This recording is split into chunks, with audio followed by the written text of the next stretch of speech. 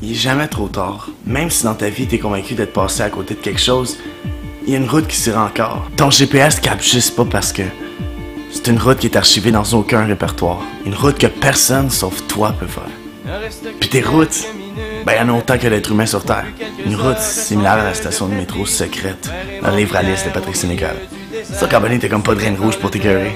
Ben, un laps de temps, on dirait qu'à qu'on réalise que la reine rouge porte notre visage, elle disparaît aussi vite qu'elle est arrivée. Souvent, on lâche prise, on saisit plus rien, on commande au ciel puis on s'assied. On attend.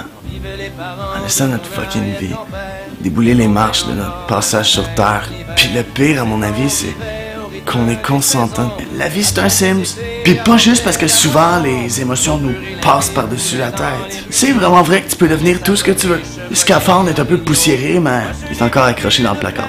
Il y a toujours des chambres qui sont débarrées dans le couloir de tes rêves. Pousse un peu l'audace puis tourne plus de poignées. Tu sais, la personne que tu veux être, t'es la seule personne responsable de son isolement.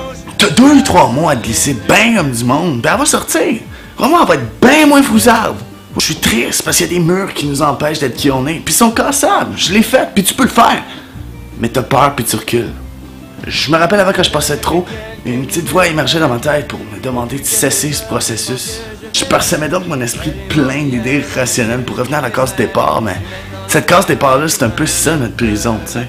Tu sais, peu importe la nature de tes problèmes, que ce soit drogue, peine, amour, problèmes parentaux, ils font toutes partie du même cadre. Tu sais, le paysage, c'est un lot. Tu sais, un matin, tu te réveilles, tu décides que tu prends tout ça, tu fermes le sac, tu le fous aux ordures, ça se termine. Puis présentement, je m'excuse de te l'apprendre, mais tu fais probablement partie de la pire forme d'esclavagisme. Celle où l'esclave a réussi fondamentalement à faire croire qu'il est libre. Maintenant, si tu veux t'en sortir de tout ça, hurle dans ta tête. Jusqu'à ce que toutes les larmes de ton corps sortent de tes yeux. Jusqu'à temps que tous ces murs-là, tu réussis à les faire tomber. Pile fois que ces murs-là vont tomber, tu vas être en contrôle de ton cerveau. Puis tous tes problèmes, tu vas les éclairer. Tu vas arrêter de tourner en rond. On t'empoisonne. On te donne les concepts nécessaires pour que tu sois triste. Pour que tu arrêtes d'avancer. Pour que justement tu t'enterres toi-même dans tes problèmes.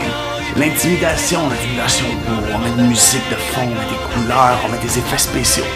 L'intimidation, c'est personnel. C'est qu'on t'envoie ce que tu penses toi-même de toi.